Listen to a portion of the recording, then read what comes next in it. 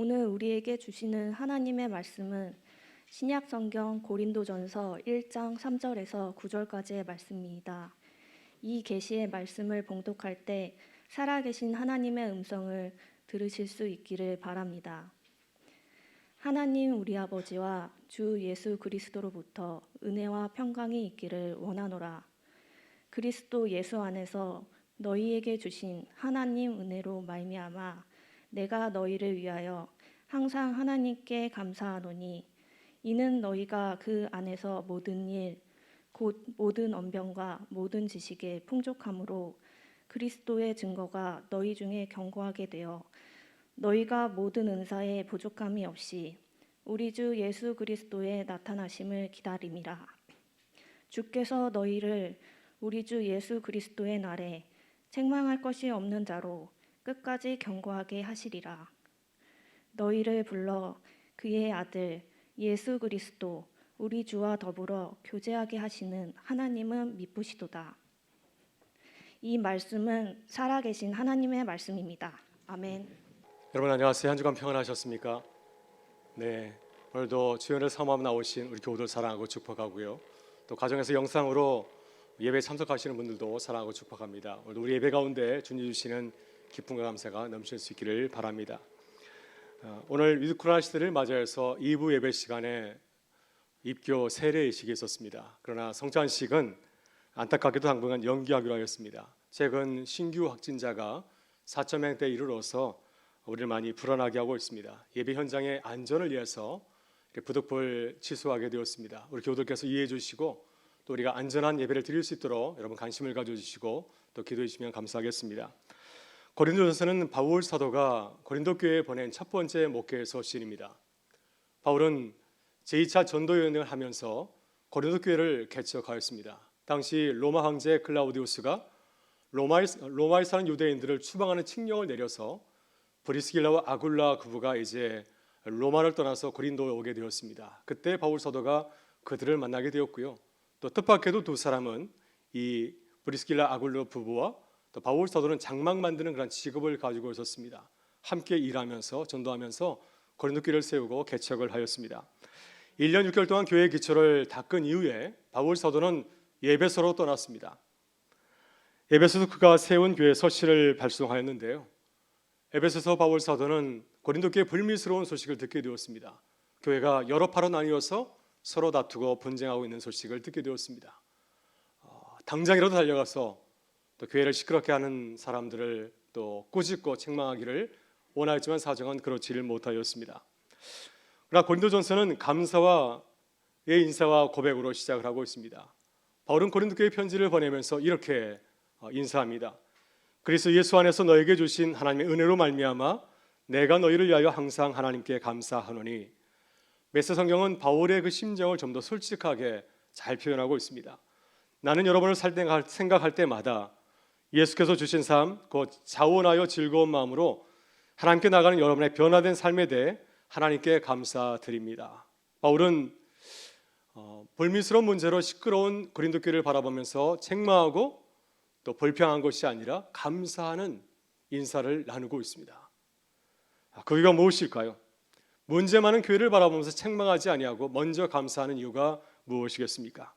바울은 그 이유를 세 가지로 우리에게 말씀하고 있습니다. 첫 번째 이유는 고린도 교회가 문제가 많지만 좋은 장점과 은사가 충분히 많다고 하는 것입니다. 본문 5절 이하에서 이렇게 이유를 말하고 있습니다. 이는 너희가 그 안에서 모든 일, 곧 모든 언변과 모든 지식이 풍족함으로 그리스도의 증거가 너희 앞에 중에 견고하게 되어 너희가 모든 은사에 부족함이 없이 우리 주 예수 그리스도의 나타나심을 기다림이라. 두 번째 이유는 고린도 교인들이 주님 재림의 날에 견고하게 서리 되리라 믿기 때문입니다. 지금은 문제가 많고 또 문제투성이지만은 주님께서 그들을 앞으로 견고하게 세워주시리라 믿기 때문입니다. 8절에서 이렇게 고백합니다. 주께서 너희를 그리스도의 날에 책망할 것이 없는 자로 끝까지 견고하게 하시리라. 그리스도의 날은 주님께서 다시 오셔서 우리를 심판한 날이죠. 그때 그 자리에 서게 될 때 견고하게 서게 되리라 믿고 의심하지 않기 때문입니다. 세 번째 이유는 무엇일까요? 고린도 교인들이 지금 신실하신 그리스도와 교제하고 있기 때문입니다. 주님과 영적인 교제, 코이노니아를 누리고 있습니다. 하나님의 은혜로 그리스도의 몸인 교회로 날로 성장하고 성숙해 가고 있습니다. 그래서 이 사실을 바라보면서 바울은 9절에서 이렇게 고백합니다. 너희를 불러 그의 아들 예수 그리스도 우리 주와 더불어 교제하게 하시는 하나님은 미쁘시도다. 여러분, 이렇게 바울 사도는 고린도 교회를 바라보면서 역발상을 하였습니다. 생각을 달리하였습니다. 다시 말해서 고린도 교회의 현재 문제만 주목하지 아니하고 우리를 구원하신 하나님의 큰 구원 계획을 바라보았습니다. 하나님께서 고린도 교인들을 부르셔서 사랑하셔서 그들을 이끌어 가시는, 구원하신 하나님의 놀라우신 구원 계획을 바라본 것입니다. 그래서 바울은 감사할 수 있었습니다. 물론 바울은 고린도 교회 문제를 무시한 것이 아닙니다. 나중에 고린도서를 읽게 되면은 바울은 그들의 문제를 철저하게 밝히고 또 꾸짖고 또 책망도 하고 있습니다. 그러나 이 모든 과정 가운데서 가장 먼저 그는 무엇을 하였습니까? 감사할 이유를 찾아보았습니다. 문제 많은 사람들에게서 감사할 이유를 먼저 찾아보고 먼저 하나님께 감사를 드렸습니다. 우리도 그렇습니다. 우리도 삶과 상황이 바울 사도와 다르지 않습니다. 우리도 가정과 일터와 교회에서 살다 보면은 어떻습니까? 감사할 수 없는 상황이 참 많이 있죠. 또 지금은 코로나 상황 가운데 있기 때문에 더더욱 어렵고 힘든 가운데 있습니다. 감사보다는 불평이 먼저 털어나올 수 있는 그러한 상황입니다. 어떻게 이러한 상황 가운데서 우리가 먼저 감사하며 살아갈 수 있을까요? 매일 만나는 사람들을 바라보면서 우리가 먼저 감사하면서 살아갈 수 있겠습니까? 먼저 우리는 마음을 열고 상대방의 장점을 인정하고 또 긍정해 주어야 됩니다. 여러분, 사도 바울의 태도를 주목해 보시기를 바랍니다. 바울은 지금 어떤 사람들을 바라보고 있습니까? 그가 세웠던 아름다운 고린도 교회를 문제 많은 교회로 만들어버린 고린도 교인들을 바라보고 있습니다. 그러나 바울은 그들의 단점을 지적하거나 책망하지 않습니다. 먼저 그가 한 일은 무엇이었습니까? 그들의 문제보다도 그들이 가지고 있는 장점, 은사를 주목하고 있습니다. 좋은 점을 먼저 바라봤기 때문에 바울 사도의 마음에서 일어나고 있는 그 거친 마음들, 분노하는 그 감정을 추스릴 수가 있었습니다. 이렇게 할 때 바울은 고린도 교회를 향하여서 감정적으로 대하지 아니하고 그리스도의 사랑을 가지고서 그들을 만나고 대화할 수 있었습니다. 여러분, 메시지 성경은 고린도 교회의 장점을 바라보는 바울의 그 섬세한 그 마음, 그 깊은 신앙을 이렇게 전합니다. 5절부터 7절의 말씀입니다. 여러분 안에 일어난 변화는 끝이 없습니다. 그것은 말과 지식을 넘어섭니다. 내가 여러분에게 전해준 그리스도에 관한 증거가 참되다는 것이 여러분의 삶을 통해 확실하게 증명되었습니다. 생각해 보십시오. 여러분은 아무것도 필요로 하지 않습니다. 여러분은 전부를 얻었기 때문입니다. 그뿐만 아니라 예수께서 모든 일을 마무리 지으실 때까지 하나님께서 친히 여러분 곁에 계시며 여러분을 흔들지 않게 해주시고 가던 길에서 벗어나지 않게 해주실 것입니다. 여러분, 이 바울 사도의 고백은 우연히 나온 것이 아닙니다. 어떻게 이런 고백을 할 수 있을까요? 먼저 자신의 모습을 돌아보고 자신이 누구인지를 철저히 깨닫고 고백한 후에 다른 사람들을 바라보았기 때문에 다른 사람의 모습을 인정하고 또 받아주었기 때문에 나올 수 있는 성숙한 신앙인의 고백인 줄 믿습니다. 여러분, 예수님께서는 우리에게 말씀하셨습니다. 비판하지 말라. 남을 비판하기 전에 너희를 먼저 비판하라 말씀하셨습니다. 상대방의 실수를 탓하기 전에 자신의 잘못을 먼저 깨달으라 말씀하셨습니다. 어찌하여 형제의 눈 속에 있는 티는 보고 내 눈 속에 들어있는 들보는 보지 못하느냐. 그래서 우리는 남의 문제를 발견했을 때 먼저 내 모습을 바라봐야 됩니다. 나는 어떤 모습을 가지고 있는가? 다른 사람의 눈에 들보처럼 보이는데 내 모습은 어떠한가? 내 모습을 먼저 바라보게 될 때 우리가 모든 사람을 사랑으로 대할 수 있는 줄 믿습니다. 오늘 본문에서 바울 사도는 고린도 교회를 바라보면서 먼저 누구를 보았을까요? 그는 고린도 교회를 보기 전에 자신의 모습을, 자신의 과거의 모습을 먼저 살펴보았을 것입니다. 바울이 이방인의 사도가 된 것은 결코 우연이 아니었습니다. 당연한 것이 아니었습니다. 그것은 하나님의 전적인 은혜였습니다. 예수님께서 바울을 사도로 부르실 때 바울 사도는 어떤 모습이었나요? 그는 분노에 가득 차 있었습니다. 다메섹에 살고 있는 그리스도인들, 예수 믿는 자들을 잡아들이기 위해서 살기 등등하여서 열심히 달려가고 있었습니다. 그때 바울은 그리스도인들에게 어떤 존재로 비쳤을까요? 친근한 모습이었을까요? 참으로 안타깝게도 바울 사도는 그리스도인들이 가장 기피하는 대상 1호였습니다. 그는 교회를 박해하고 스데반을 죽인 자였기 때문이죠. 모든 그리스도인들에게 바울이라는 이름은 듣기만 해도 두렵게 하는 아주 무서운 존재로 비춰졌습니다. 그러나 벌하신 주님께서는 바울을 피하지 않았습니다. 자신을 박해하고 교회를 진멸하고 하는 그 바울을 먼저 찾아가셨고 또 그를 사도로 부르셨습니다. 어떻게 그러실 수 있었을까요?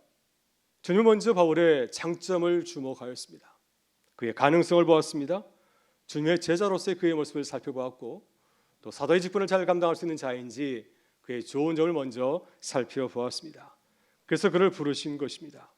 만일 주님께서 현재 바울이 풍기고 있는 그 냄새나는 모습, 도저히 가까이 갈 수 없는 그 흉악한 모습을 바라봤다고 한다면 바울 사도는 주님의 부르심을 영원히 듣지 못하였을 것입니다.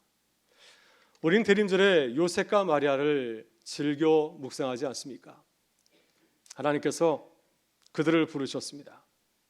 세상의 수많은 사람들 가운데서 특별히 그들을 부르셨습니다. 그들이 예수님의 부모의 역할을 감당할 수 있는 좋은 그릇으로 보셨기 때문이죠. 하나님께서 요셉과 마리아를 어떻게 보셨을까요? 무엇이 그렇게 좋아 보였을까요? 요셉의 따뜻한 마음을 보셨습니다. 위기에 처한 약혼녀를 그냥 버려두지 아니하고 그녀의 그 수치를 가려준 그 모습이 하나님께는 크게 감동적으로 다가왔을 것입니다. 하나님께서는 마리아의 겸손한 모습을 보였습니다. 결혼하지 않은 여인의 몸으로 아이를 가지는 것은 자칫 순교를 당할 수도 있습니다. 죽음을 피할 수 없는 그러한 상황 가운데 놓일 수 있습니다. 그럼에도 불구하고 주의 말씀을 겸손히 순종한 그 모습을 크게 기뻐하셨습니다. 그래서 하나님께서는 마리아 요셉을 예수님의 부모로 이제 받아들이고 그들을 부르신 것이었습니다. 오늘 이 예배 시간에 세례입기를 받은 우리 자녀들과 성도님이 있습니다. 왜 그들에게 세례를 베푸셨을까요? 그들의 좋은 점을 보셨기 때문이죠. 성도로서 하나님의 사람으로서 좋은 장점을 가지고 있기 때문에 그들을 먼저 부르신 줄 믿습니다. 이 어려운 코로나 가운데서 그들을 부르시고 또 세례를 받게 하셔서 장차 주의 일을 하도록 준비하게 하신 줄 믿습니다. 여러분은 서로를 바라볼 때 무엇을 먼저 바라보시나요? 장점을 먼저 보십니까? 아니면 단점을 먼저 보시나요? 여러분 먼저 장점을 먼저 살펴보시길 바랍니다. 찾을 수 없으면 찾을 때까지 좋은 점을 먼저 살펴보시길 바랍니다. 왜냐하면 단점을 먼저 보면 장점이 전혀 보이질 않기 때문입니다. 항상 장점을 찾아보시고 그것을 클로즈업해서 자세히 보실 수 있기를 바랍니다. 그러면 아무리 힘들고 어려운 사람이라 할지라도 이해하고 사랑하게 될 줄 믿습니다. 그래서 항상 주 안에서 감사할 수 있는 이유를 찾아보는 주의 사람 되실 수 있기를 주의 이름으로 축원합니다. 다음으로 우리는 현재의 모습을 아름답게 만드실 하나님을 기대해야 됩니다. 바울서는 참 좋은 장점을 가지고 있습니다. 우리 믿는 사람들이 이런 장점을 가지면 참 좋겠습니다. 그는 감사할 줄 아는 은사를 가지고 있습니다. 그는 상대방을 바라볼 때 어디를 바라보고 있습니까? 어떤 점을 바라보고 있습니까? 그는 현재의 순간만을 주목해서 바라보질 않습니다. 그 현재만 바라보는 것이 아니라 그 사람의 마지막까지 현재에서 연장하여서 그 사람의 모든 삶을 끝까지 내다보고 있습니다. 왜냐하면 바울 사도는 종말론적인 사람이기 때문이죠. 마지막을 믿는 사람입니다. 마지막에 하나님께서 우리를 아름답게 변화시킬 것을 믿는 사람이기 때문에 현재만 주목하는 것이 아니라 마지막 순간까지 바라보면서 감사하는 것입니다. 바울은 고린도 교회의 현재의 모습을 주목하고 있습니다. 지금 고린도 교회의 현재의 모습은 어떠한가요? 칭찬받을 만한 모습을 하고 있습니까? 그렇지 않습니다. 교회 안에서 싸우고 분열하고 분쟁하고 있습니다. 냄새가 진동하고 있습니다. 이것이 교회일까? 세상에 비교해서도 별로 다를 바가 없습니다. 이것이 정말 교회일까 싶을 정도로 참 문제 많은 교회가 바로 고린도 교회였습니다. 그러나 바울은 실망하지 않습니다. 왜 실망하지 않았을까요? 고린도 교회를 포기해서 이제는 다시 상대하지 않으려고 마음먹었기 때문에 실망하지도 않는 것일까요? 그런 것이 아닙니다. 고린도 교회는 바울 사도가 바라볼 때 어린아이와 같은 교회이기 때문이죠. 이제 막 신앙을 가지고 시작한 어린아이 같은 교회이기 때문입니다. 이제 세상의 문화와 하나님 나라의 문화를 알아가고 있고 구별하고 있는 가운데 있습니다. 여전히 몸은 세상 가운데 있지만 하나님의 사람으로 살아가려고, 하나님의 영에 속한 사람으로 살아가려고 애쓰며 싸우고 있는 자들이 바로 이 고린도 교회 성도들이었기 때문이었습니다.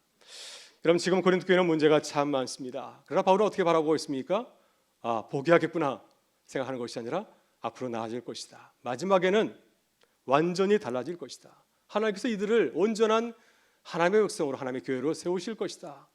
이렇게 믿는 것이 바울의 믿음입니다. 여러분, 사도 바울이 이런 믿음을 가진 것은 결코 우연이 아니죠. 바로 자기 자신이 이 믿음의 증거이기 때문입니다. 바울이 얼마나 냄새나는 인간이었습니까? 그는 스데반을 죽인 자였습니다. 예수 믿는 사람들 이해하지 못한다고 그들을 박해하고 핍박한 증인이었습니다. 그런데 그가 지금 어떤 모습이 되었나요? 그리스도의 종이 되었습니다. 그는 자신의 모든 것을 배설먹이며 살아가고 있습니다. 모든 것이 나의 공로로 이루어진 것이 아니라 모든 것이 하나님의 은혜라고 매일같이 그리스도 안에서 자신을 죽이며 살아가고 있습니다. 나는 날마다 죽노라. 또 자신의 영광을 살아가는 것이 아니라 오직 하나님의 영광을 위해서만 일하고 수고하고 있습니다. 따라서 지금 이 문제 많은 고린도 교회는 누구의 자아상인가요? 이것은 바로 바울 자신의 모습입니다. 바울의 모습입니다. 바울의 옛 모습입니다. 바울은 이렇게 믿고 고백하고 있습니다. 하나님께서 나를 이렇게 아름답게 변화시켜 주셨다고 한다면 고린도 교회도 그렇게 하지 않으실까? 나만 그러실까? 아니다. 하나님께서 나를 이렇게 만드셨으니 고린도 교회도 지금은 문제가 많지만 앞으로 아름답게 만들어 가시리라. 아름답게 변화시켜 주시리라 굳게 믿는 것이죠. 고린도후서 4장 7절에서 바울은 놀라운 고백을 하고 있습니다. 자신을 질그릇에 비교하였습니다. 바울 당시에 질그릇은 가장 낮고 천한 그릇이었습니다. 디모데후서 2장 20절을 보게 되면 당시에 사람들이 사용했던 여러 그릇을 소개하고 있는데요. 4가지 종류의 그릇을 소개하고 있습니다. 금그릇, 은그릇, 나무그릇, 질그릇. 이러한 그릇 가운데서 질그릇은 어떤 그릇이었을까요? 가장 평범한 그릇이고 가장 낮고 평범한 사람들이 쓰는 값싼 그릇이었을 것입니다. 근데 바울은 자신을 금그릇에 비유하는 것이 아니라 가장 값싼 그릇인 질그릇에 비유하고 있습니다. 그러나 이런 바울의 고백은 자신을 비굴하게 폄하하거나 비하하는 것이 아닙니다. 오히려 바울은 자신을 어떻게 소개하고 있습니까? 보배를 닮은 질그릇이라고 소개하고 있습니다. 그가 말하는 보배는 하나님이십니다. 예수 그리스도이십니다. 그래서 나는 질그릇이지만은 하나님께서 나를 보배 같은 존귀한 존재로 만드셨다고 고백하고 있습니다. 고린도서 4장 7절에서 바울은 자신을 보배를 닮은 질그릇으로 만드신 주께 감사하며 고백합니다. 고린도서 4장 7절의 말씀입니다. 우리가 이 보배를 질그릇에 가졌으니 이는 심히 큰 능력은 하나님께 있고 우리에게 있지 아니함을 알게 하려 함이라. 여러분, 그렇습니다. 우리는 질그릇입니다. 여러분, 질그릇 무슨 기대할 것이 있겠습니까? 가장 값싼 그릇, 천한 그릇인데 이 그릇에 무엇을 기대할 수 있겠습니까? 그러나 질그릇에 보배가 들어있다면 문제가 달라지죠. 질그릇 홀로 있을 때는 아무런 가치가 없지만 그 속에 보배가 들어있을 때는 그 가치가 달라집니다. 그 보배가 그 질그릇의 가치를 결정하기 때문이죠. 하나님께서 우리를 그냥 그릇으로 만드실 것이 아니라 우리를 질그릇, 보배를 담은 질그릇, 이 보배의 가치를 가진 그릇으로 새롭게 빚으실 것이기 때문입니다. 하나님께서는 사도 바울을 빚으신 것처럼 우리도 그렇게 하실 줄 믿습니다. 내 주변에 불편한 사람들 많이 있죠. 하나님께서 그들도 아름답게 빚을 줄 믿습니다. 오늘 세례를 받은 우리 자녀들도 하나님께서 아름다운 질그릇으로 하나님의 존귀한 그릇으로 변화시켜 줄 줄 믿습니다. 혹시 우리 주변에 우리의 마음을 아프게 한 분이 있습니까? 그렇다고 한다면 우리의 시선을 돌려서 바울처럼 그 사람의 전모를 한번 생각해 보셨기를 바랍니다. 그 사람의 마지막 모습이 어떠할까? 하나님께서 분명히 그를 아름다운 사람으로 만드실 것입니다. 그 모습을 바라보시고 기대하실 수 있기를 바랍니다. 혹시 내 자신이 내 주변 사람들에게 상처를 주는 사람이라고 한다면 앞으로 10년의 내 모습을 상상해 보실 수 있기를 바랍니다. 지금보다 훨씬 나음으로 하나님께서 아름답게 만드시고 세우실 줄 믿습니다. 여러분, 우리들 교회 김양재 목사님은 가정 문제로 어려움을 겪고 있는 부부를 상담할 때 이런 조언을 한다고 합니다. 하나님께서 지금 당신의 아내를, 하나님께서 지금 당신의 남편을 아름답게 빚으시고 있습니다. 그러니 조금만 참고 인내하시길 바랍니다. 현재는 무척 힘들고 어렵지만은 하나님께서 역사하실 그 모습을 바라보면서 조금 참고 인내하면서 기도하시라고 하는 겁니다. 하나님께서 우리의 기도를 들으시고 그 기도를 아름답게 이루어가실 줄 믿습니다. 여러분, 그렇습니다. 어떤 상황에서도 우리를 아름답게 빚으시는 주님을 바라보면서 감사하는 주의 백성 되기를 간절히 바랍니다. 마지막으로 우리는 아름다운 만남과 교제를 주관하신 하나님을 믿고 신뢰해야 됩니다. 여러분, 사도 바울은 감사할 수 없는 상황에서도 감사하는 비결이 있습니다. 여러분도 감사할 수 없는 상황에서 감사할 수 있는 그러한 비결이 있으십니까? 바울은 교제를 아주 중요하게 생각합니다. 만남을 중요하게 생각하고요. 사귐을 굉장히 중요하게 생각합니다. 우리가 누구와 사귐을 갖느냐가 매우 중요하죠. 좋은 사람을 만나게 되면 우리의 모습도 아름답게 변하기 때문입니다. 그래서 어떤 사람과 누구와 사귐을 가지고 교제를 하느냐가 무척 중요합니다. 지금은 고린도 교회는 문제가 참 많이 있습니다. 불미스러운 문제가 있습니다. 누구나 고린도 교회를 바라보면서 감사할 수 없는 그런 상황 가운데 놓여 있습니다. 그러나 바울 사도가 그들을 바라보면서 기뻐하는 이유는 무엇일까요? 감사하는 이유는 무엇입니까? 지금 그들이 새로운 교제를 시작했기 때문입니다. 고린도 교회가 누구와 교제를 시작하였습니까? 하나님과 교제를 시작하였고 또 성령 안에서 예수 그리스도와 영적인 만남과 교제를 시작하였습니다. 그들의 모습을 바라보게 되면 그 흔적이 있습니다. 하나님의 놀라운 은사가 있지 않습니까? 성령의 놀라운 은사를 받았습니다.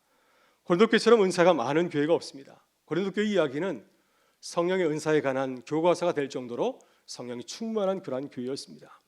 이 사실은 무엇을 말하고 있습니까? 하나님께서 지금 그들과 함께 하신다고 하는 겁니다. 그들과 지금 영적인 사귐과 교제를 하고 있다는 증거입니다. 따라서 바울은 지금 고린도 교회에 어떤 점을 주목하고 있습니까?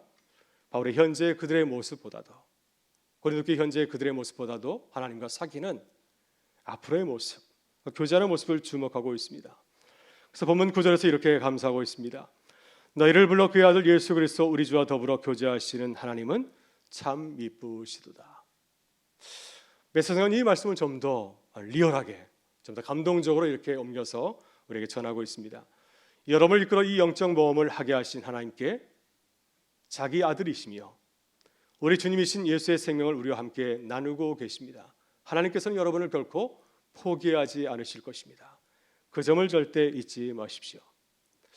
여러분, 우리는 교제, 코이노냐의 힘을 우리는 경험하고 있습니다. 좋은 사람을 만났을 때 우리가 얼마나 달라지는지 우리를 잘 알고 있지 않습니까? 예수님은 12제자를 불러서 3년 동안 함께 다니면서 교제의 삶을 누렸습니다. 그 결과 12제자는 예수님과 교제를 통해서 놀랍게 변화되었죠. 그래서 겁쟁이가 아니라 세상을 호령하는 복음의 사도로 새롭게 거듭나게 되었습니다. 12제자 가운데 베드로는 주님을 만난 이전과 이유가 완전히 다릅니다.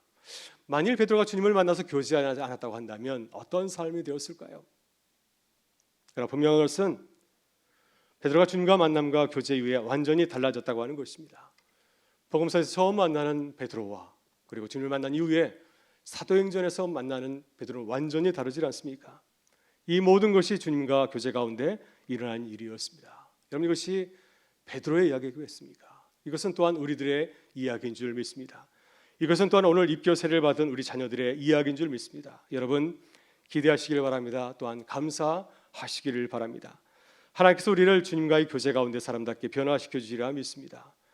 여러분, 그렇습니다. 우리가 주님과의 교제를 믿고 확신할 때, 주님과의 만남을 통해서 주님과의 교제를 통해서 우리가 새롭게 변화될 것을 믿고 고백하게 될 때 우리는 어떤 상황 가운데서도 기뻐하고 감사하게 될 줄 믿습니다. 여러분, 우리가 만나는 사람이 우리를 힘들게 하고 불편하게 한다면 주님을 소개해 주길 바랍니다. 주님을 만나서 교제할 수 있도록 그를 주님 앞으로 인도해 주실 수 있기를 바랍니다. 그리고 또한 이미 주님을 믿는 성도라 한다면 기대하시기를 바랍니다. 지금은 우리의 마음에 들지 않는 할지라도 주님께서 그를 아름답게 변화시켜 주시리라 믿습니다. 그리스도 향기를 바라게 하실 줄 믿습니다. 그렇게 하실 하나님을 믿고 또 감사하는 주님의 몸된 교회와 성도가 되실 수 있기를 바랍니다. 오늘부터 대림절이 시작이 됩니다. 대림절은 어떤 절기인가요? 예수 그리스도의 탄생을 기념하고 다시 오실 주님을 기다리고 준비하는 영적인 절기입니다. 주님께서는 죄질 가운데 있는 우리를 포기하지 아니하시고 우리를 사랑하셨습니다. 우리를 새롭게 거듭나게 하시려고, 하나님의 자녀로 살아가게 하시려고 우리에게 찾아오신 줄 믿습니다. 여러분, 우리는 계속해서 코로나의 어려움 가운데 놓여 있습니다. 그러나 우리에게 찾아오신 주님을 바라보면서 기뻐하게 감사하실 수 있길 바라고요. 우리를 새롭게 하실 주님을 바라보면서 감사하실 수 있기를 바랍니다. 그래서 다시 오실 주님께서 주시는 기쁨과 감사가 우리 가운데 항상 함께 하실 수 있기를 주의 이름으로 축원합니다.